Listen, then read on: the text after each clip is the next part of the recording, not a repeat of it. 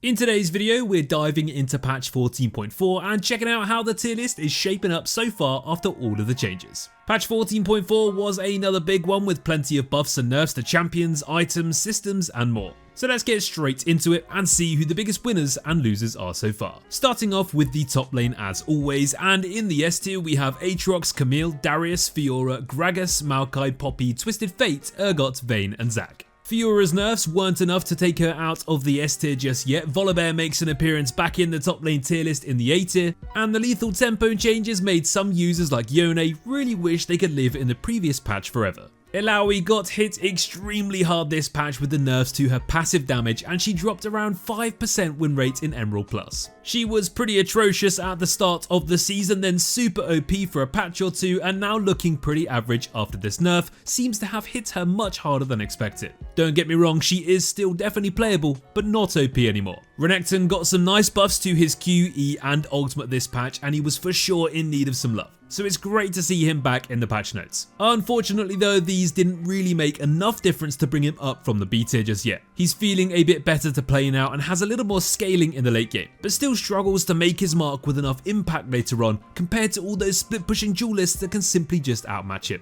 K'Sante got even more huge changes this patch, making him a bit tankier at the cost of some of his mobility, especially on his E. But at higher ranks he's still causing havoc and being played in a ton of games anyway.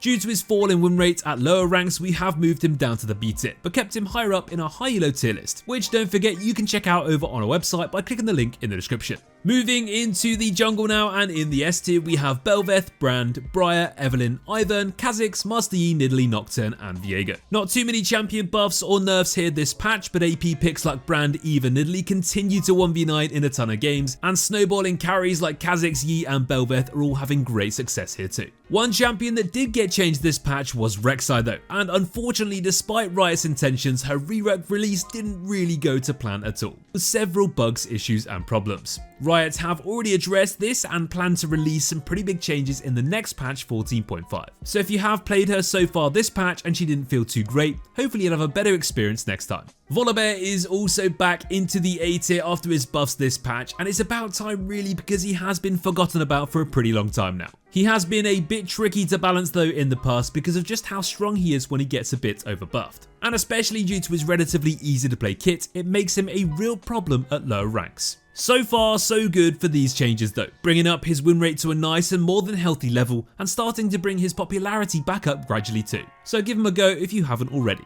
Over to the mid lane now, and in the S tier we have Ahri, Aurelion Sol, Cassiopeia, Gragas, Karma, Kassadin, Sylas, Taliyah and Twisted Fate. Yes, despite his nerfs, Twisted Fate is still in the S tier in 3 different roles, along with Aurelion Sol, who also keeps his place in the S tier too. Ahri has had some buffs to her health growth, but also her Q damage per pass. And finally, these seem to have made a difference as her win rate has shot up significantly. So much so that we've actually placed her in the S tier. Ahri has always been a real fan favourite, boasting a crazy popularity ever since her release. And it's nice to see her back performing well again. She's got tons of mobility, great wave clear, fantastic catch potential, and it's just a great mid lane pick to play with all sorts of different team comps. Another one of the reasons why Ahri has got that much better is that some of her items have been buffed this patch too, with Malignance amongst others getting more ability haste, but this item in particular is proving to shape what's really strong in the mid lane right now, along with the already strong Rod of Ages champions too. Ahri, Kassadin, Karma and more are utilising Malignance really well, and it finally feels as strong as we always thought it would be.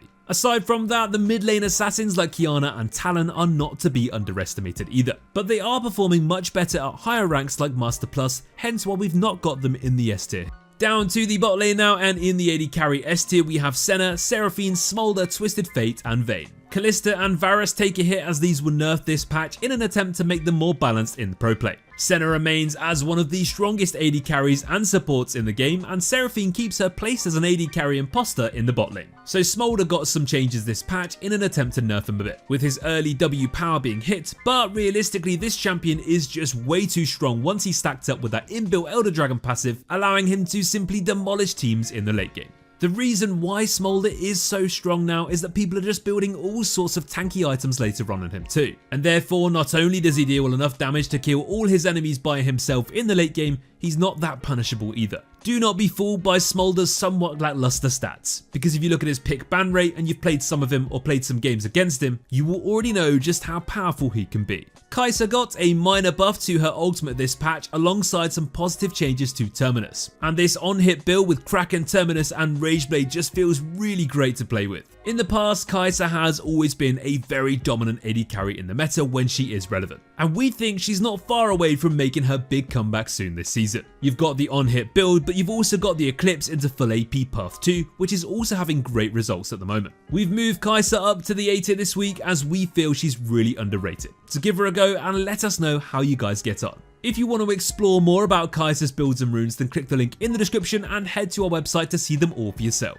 Finally, let's have a look at support, and in the S tier we have Blitzcrank, Brand, Janna, Maokai, Pyke, Rakan and Senna. This patch, Riot changed support items so you can't buy them later into a game, as many support players were starting Dorans and then buying World Atlas on their first recall after already winning the lane. Bard has finally fallen out of the support S tier after having an amazing season so far, but these recent nerfs to his base stats, passive and Q have made enough difference to move him down a tier. He is without a doubt still more than playable and very worthwhile in the right hands, but he's no longer first pick, blind pick every game and win anyway. Lulu received some buffs this week to her Q's damage, her E's damage and shield, and her ultimate's bonus health, which are pretty big buffs considering she hasn't had anything else for a while. Despite this, her win rate still doesn't quite show her performing that much better yet, as it's still under 50%. That being said, we are going to keep an eye on Lulu because from playing her she does feel better, and as long as you pick her with the right AD carries, she's still a really solid support to play. For now she's going to stay in the B tier, but let's see how she looks over the next week.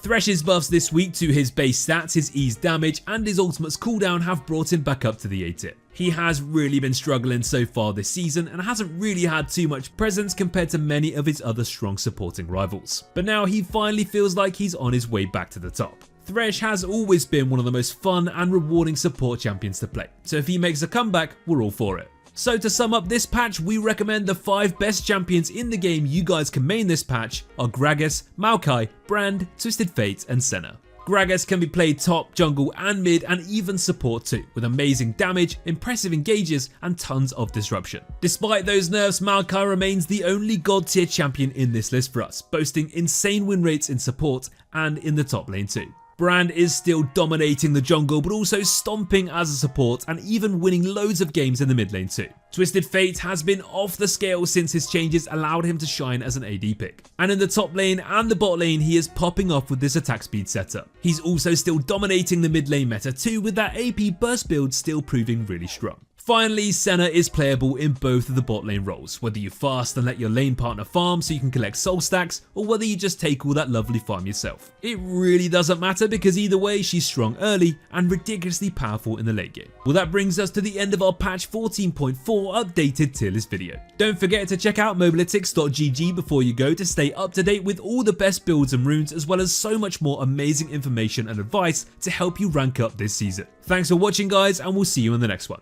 Take care.